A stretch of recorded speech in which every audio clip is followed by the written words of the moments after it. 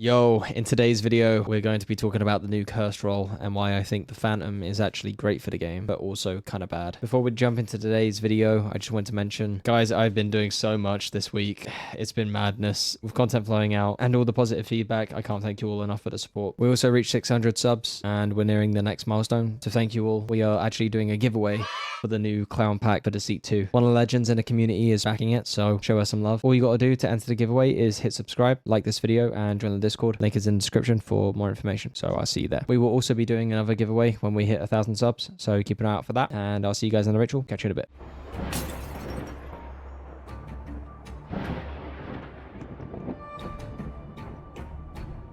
Boy, oh boy. The Phantom. One of the most controversial roles in the game of Deceit 2. Some people love it, some people hate it. I know most people fucking hate Morgus, but the Phantom is something of a wrecking ball and a pillar of hope. The Phantom is the newest curse role in Deceit 2, changing the whole dynamic of clueless voting and mindless banishments. I will also add that this is the first curse to have any significant horror feel to it. The Phantom brings a pretty simple kit and objective to the table, and that is dying, pretty much. Like in black and white, it's pretty much, yeah, just get killed. Once you have been banished, you respawn as the Menace, which is a dark entity which wields an insta-banish weapon. I know, what, why, who the fuck thought of this? Social deduction? More like golden gun. No, but seriously, this shit is fun. You have like 70 seconds to annihilate the whole lobby, so you better run that shit. Okay, so let's talk about how it feels to play as the Phantom and how I've seen so many people fumble this role. I did mention this in my Everything New in Deceit 2 video. If you haven't seen that, I don't know what the hell you're doing. Go check it out. But most people don't realize, or they just didn't read, you gotta wait until the second day, or if you want, after the first in-between, in order to take advantage of the Menace phase. Otherwise, you've just ended your game quickly, and that's just a big L. Once you've done that, you're sweet to go, bro. You go and have so much fun, and you get accused of this.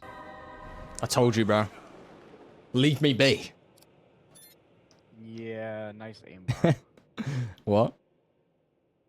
Bro, jumping and shooting like that. It's not aim, but hitting every shot. That's yeah. You realize it's the new role, right? Bro, I'm talking about your accuracy hitting every single shot while you're jumping. Oh, I'm on PC. That's an aimbot. It's not. I make content for Deceit too. What? Little did this guy know that in the next game this happened.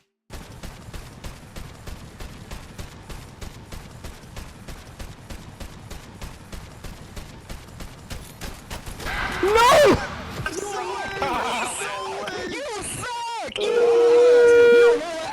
Bro, how are you gonna fucking do the worm on the floor, bro? Bro, how are you gonna do the worm on the floor, bro?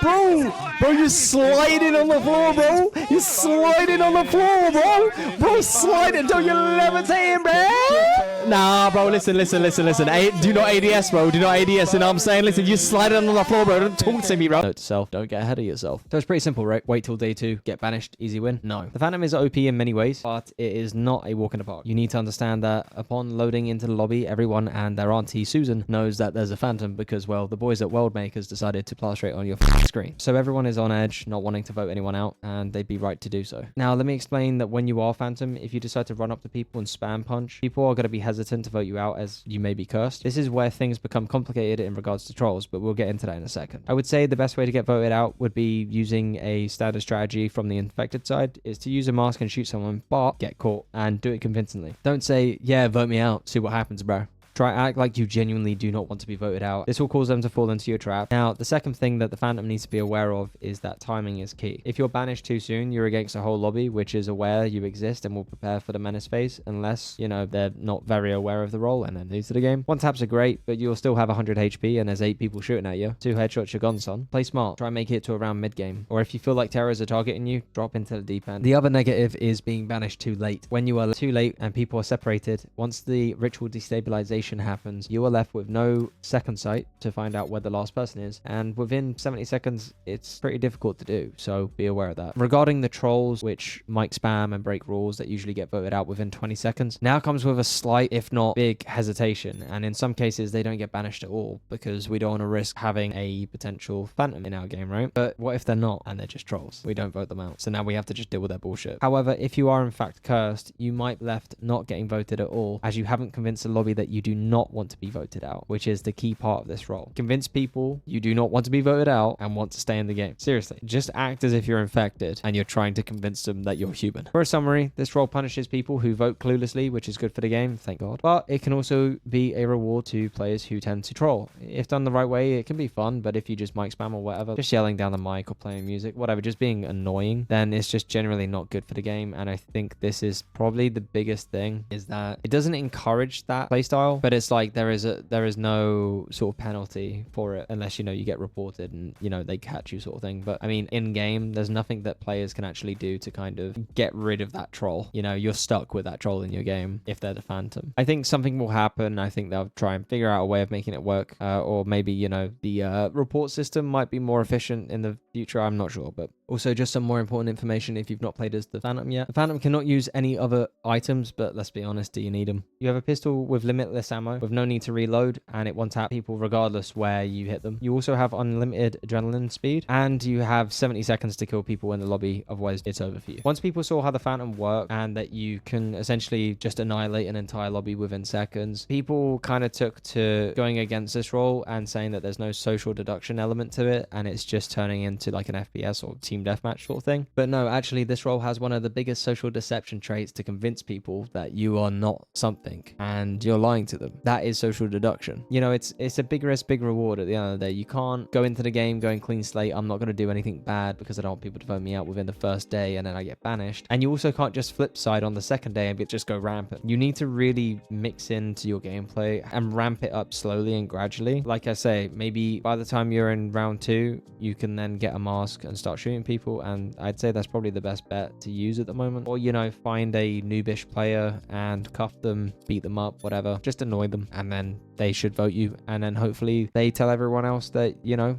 we need to vote this guy. Now, how do you counter something that has unlimited ammo, increased speed, and a golden gun? You have handcuffs, which are very powerful, that allow you to cuff and then shoot the guy or beat him up. The invisibility medallion is great for biding time, and arguably the teleporter. It just needs to be timed correctly because that shit takes ages to load up. And as a bonus one, just time. If you have a medallion, you can just run and hide. You don't have to engage with the Phantom. You don't have to try and go one-on-one. It's like anything, you know, like games like Valorant or Siege, where people, you know, the bomb's planted. You don't need to peek that guy, bro. Just play time. Just play time. You're good. Just run away, bro. He's gonna die. Anyway, guys, this is the end of the video. If you found this helpful, hit thumbs up. And if you're looking for more Deceit 2 content, stay tuned and hit subscribe. Again, guys, we're running a giveaway for the new DLC, so drop into the Discord, say hello, jump into it, jump into the giveaway, get yourself a free DLC for the clown pack. I'll see you guys in the ritual, and I'll catch you in a bit. Peace.